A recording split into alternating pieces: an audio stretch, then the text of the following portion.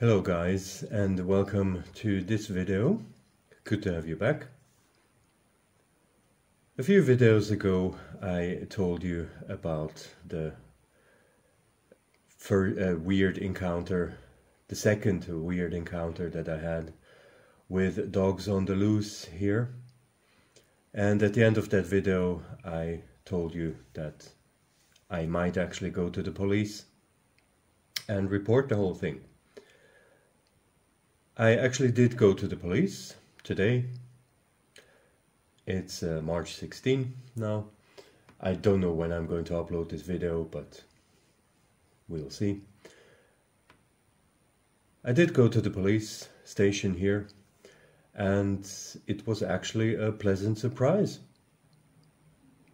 I've never been to a police station in Hungary so far, and previously to going there I had actually been thinking a long time about should I go or should I not, because first of all I just really don't usually want to be bothered with such stuff, and I just don't want to get mixed up in this nonsense, especially with the authorities. I think everybody is happy if they have nothing to do with the authorities, and if they are not getting getting any kind of extra trouble. I mean, we have enough trouble in our lives usually. And also I was thinking about, is it really worth it? And in the end I thought, actually, yeah, it actually is. And I was contemplating a little bit, or reflecting a little bit, on what my reasons actually for that are. And it's hard to say. It might be something, some kind of an ego thing. I mean, do you remember perhaps that I was telling you about the guy that I called being a real asshole on the phone, and being extremely callous, and just being an average wanker. So yeah, that was definitely I think it would irritate everybody and it would bother everybody. But 10 years ago I would have been really enraged about that, but today I changed it a little bit, and I'm trying to adapt this kind of view that how do you say in English? Sticks and stones can hurt my bones, but yeah, that's about it. So words do not mean that much to me anymore. If he's an asshole on the phone, then yeah, he just has to be pitied, I guess. I really don't want to know what this person is like in his private life, and I'm glad that I don't have to know. So I think that doesn't affect me that much anymore. But in the end I thought, just the fact in itself that they don't seem to care that there is a potentially very dangerous animal just roaming around, and perhaps it has already happened several times. I mean, like the way he talked to me about it, it seemed that they know the problem and they just don't do anything against it. So I don't think it was the first time that it happened. And then I thought, actually, I think I'll just make an effort and actually try to get this sorted, so that I won't have to read next week or in 2 weeks or in 3 months in the newspaper that one of their mutts has bitten somebody's face off. So I went to the police station, and yeah, it's pretty, it actually looks, I was surprised, it looks very professional. So you cannot just go in there, so you basically have to wait in kind of an enclosed room until somebody is going to get you. And first you have to hand in your identity card or any kind of identification before they let you in at all. And yeah, so it's I did that. I waited a bit, and then there was one of the guys was coming to get me, and I wasn't sure if that was actually a police officer. He was in civilian clothing, so I'm not sure if he was a police officer or if he was more like kind of the counselors, like the legal counselors working there. But anyway, I didn't ask him, but he was kind of a middle-aged guy. He was very polite, very, very calm, very professional.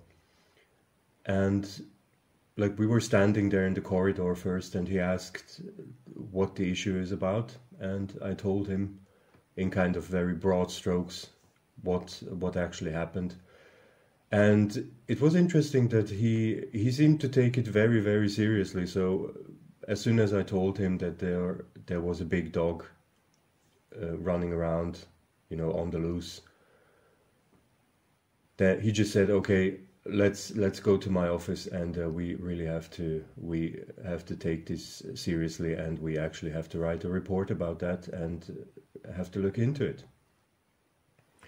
So we went to his office. I told him the whole story, and just like I told it in the video. And then, I mean, I was very surprised, or I mean, not surprised, but that guy was he was amazing. That's all I can say. He was amazing. He immediately understood what the problem was, and it actually, I was not quite sure, but I mean, that's speculation from my part, but it seemed to me that he actually got quite pissed off about that as well. And it seemed to me that he might actually also be somebody who is pissed off about the dog problem here. Because it seems that they really do, the police here have a lot of problems with the dog keepers here and with the dogs and with everybody just ignoring the rules. And there are probably loads of incidents that just don't make the news and only the police know about them. And that guy actually seemed to be pretty pissed off about it, and he asked me in the end why I did not call the police then, at that evening. And I explained to him that I did call the police, but I called their offices because, you know, I thought I'm not going to call the emergency number because the dog was let in again, so the danger was not imminent anymore. And then he just, I mean, yeah, I called the police, but the offices were closed, so I decided, okay, I'm just going to call them the next day. And then he was absolutely adamant that I should definitely call the emergency number in such a case. And he said, like, I should absolutely not worry about, you know, about how important the issue seems to me or how unimportant it seems to me. That's what they are there for. And that he said, like, I quote, he said, look, in such a case, that animal can bite somebody's face off, and then everybody would be happy if the police had been called beforehand via the emergency number. So he understood the problem very clearly, and he understood what it means to have a 60-kilo Rottweiler just roaming free, how dangerous that actually is, and he probably has experience with that problem. And so that guy was really fantastic. So he was absolutely fantastic, and he said that he took down all the information from that, you know, also the contact information for that garage.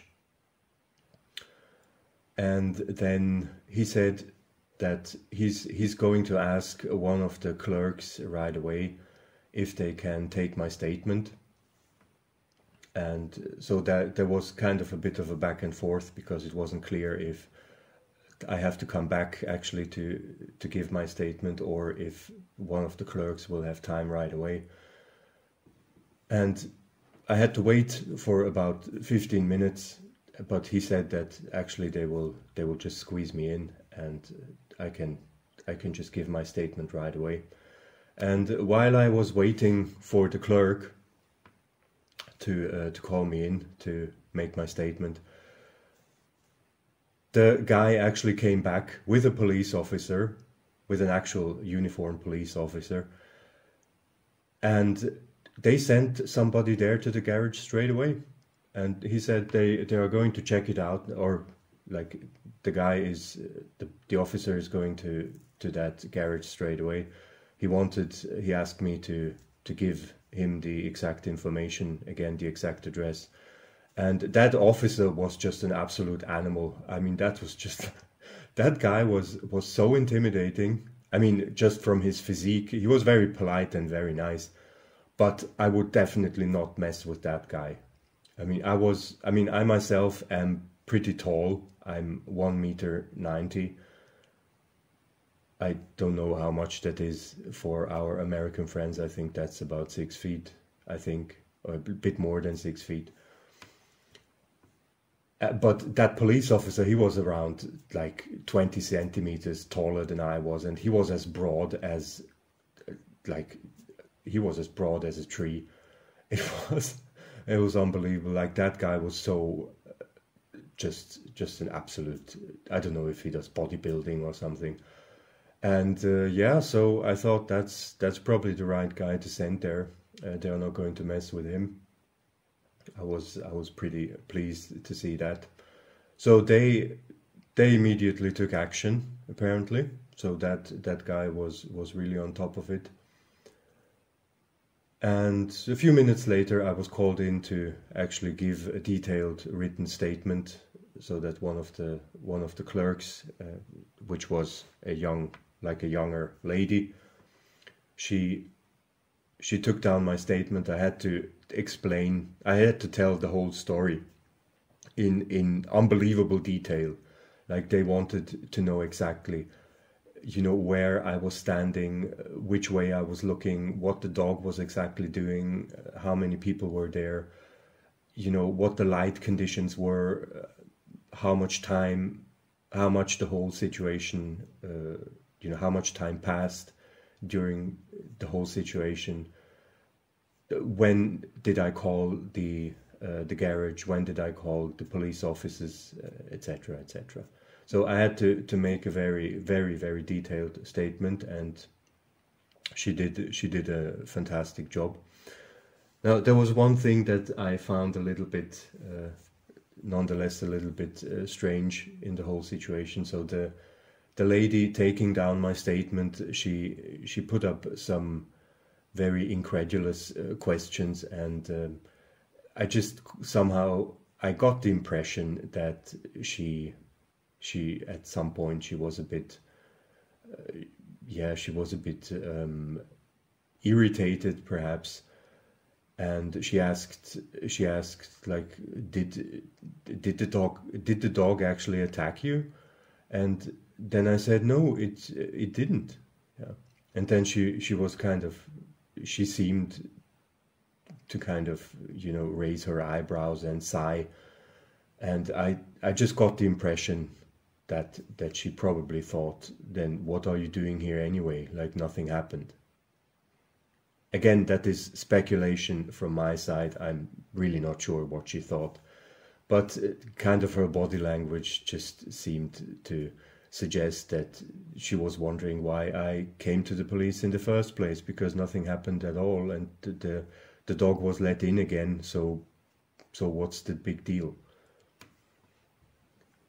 But I mean, okay, you probably understand what the big deal is, and why that actually doesn't really matter. That's not the point of the whole thing. And that was something that the other guy that I talked to first, I don't know if it was an officer or a counselor, he understood immediately that the fact that this is not the point. Like, it's just illegal. It's just illegal that the dog is walking around there, and something could have happened easily. And that you don't have to wait until something happens. That's not the job of the police, actually.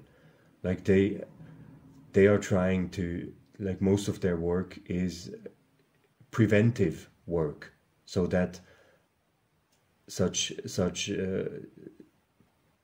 catastrophes or tragedies do not happen in the first place. It can be avoided, it can be avoided. And the first guy definitely understood that. The lady who took my statement, I'm not quite sure if she had the same mindset. She seemed, I don't know if she was just pissed off that she has to write an entire report now, despite nothing happening, or that not despite that nothing has actually happened.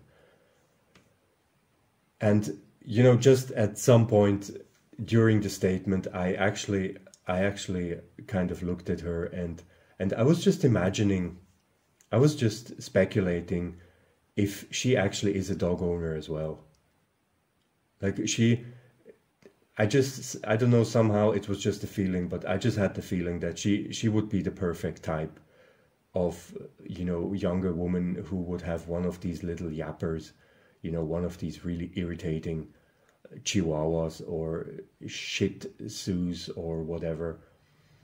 And yeah, I don't know, it was, again, that's all speculation from my side. Perhaps there was nothing like that at all, and perhaps she was obliged to ask these questions.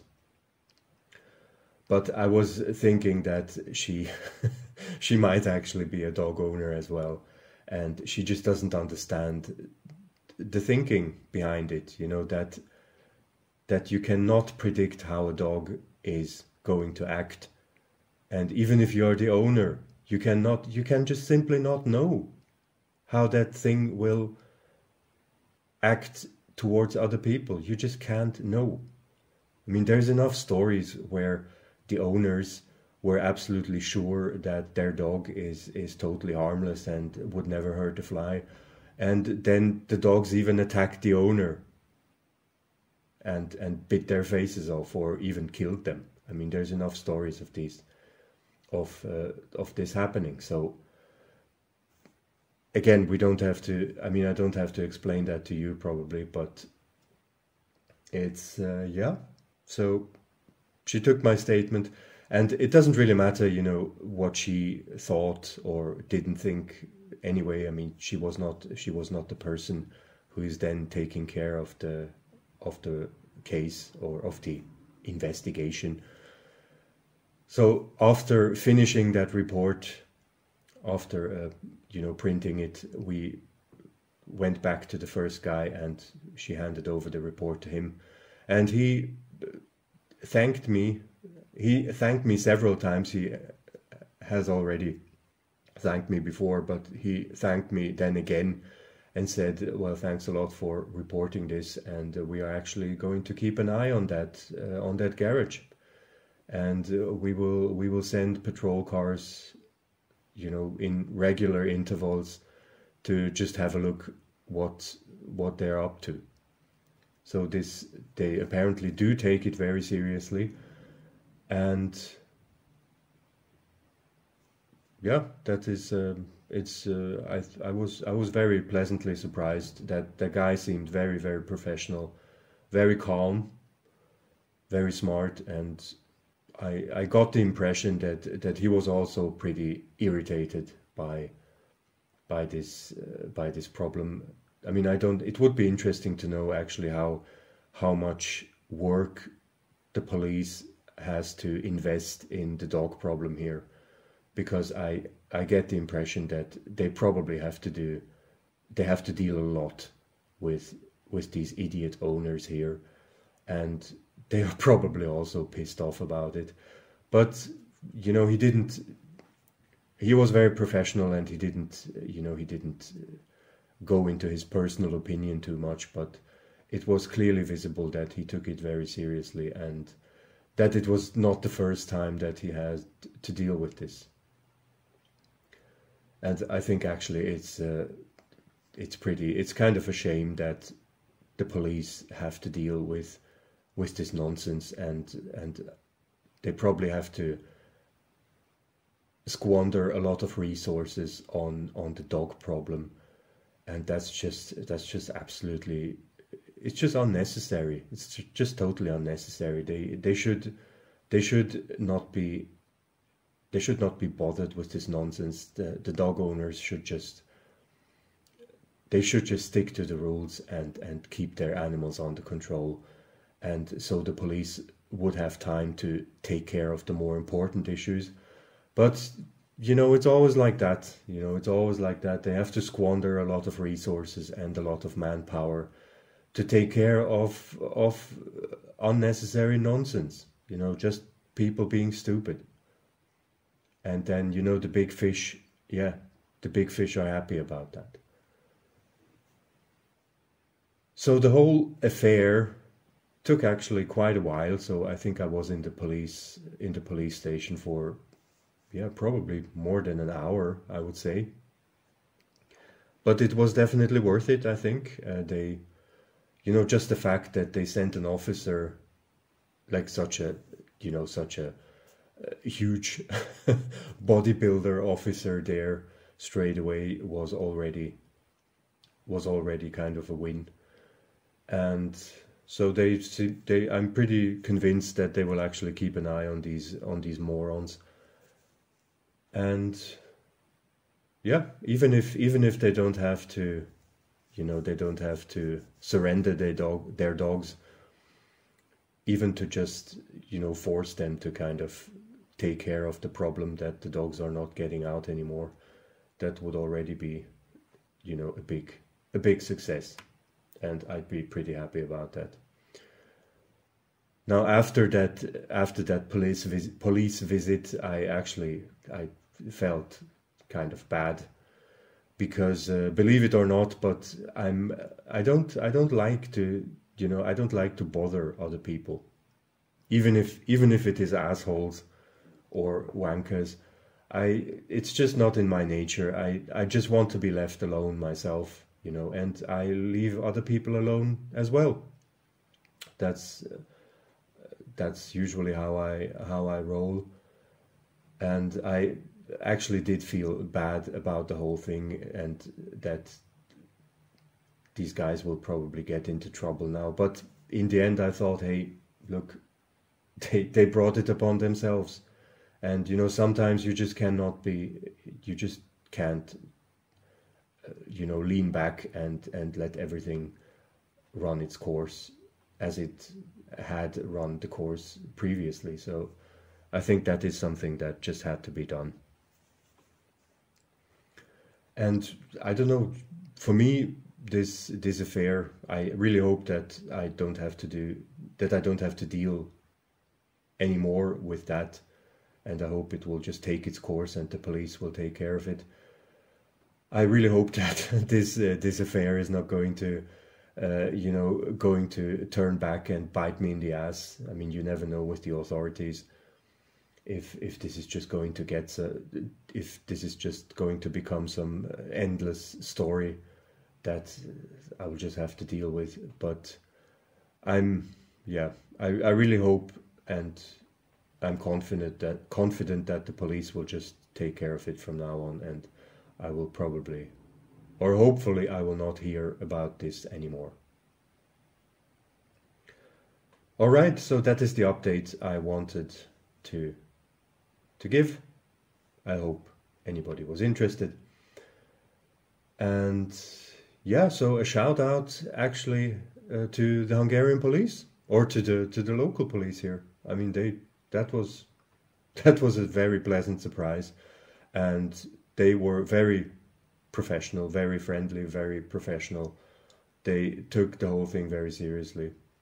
And okay, I mean, I met 3 of them now. So the police officer, the guy in civilian clothing, and the clerk. So of course, that doesn't mean that I don't know every police officer, of course. But look, it was a pleasant encounter, and a very professional encounter. And I think that should be said as well. You know, the police are being criticized a lot, and in my opinion, not always deservedly. So if they are doing a good job, then I think that should be mentioned. Why not? I mean, it's always easy to bitch about things and to criticize other people, but hey, let's give props to other people too. Right. Okay, so that's my update, and I hope to see you for the next video, guys. Don't forget, be aware of dogs. Don't get near those assholes. You take care now, and goodbye.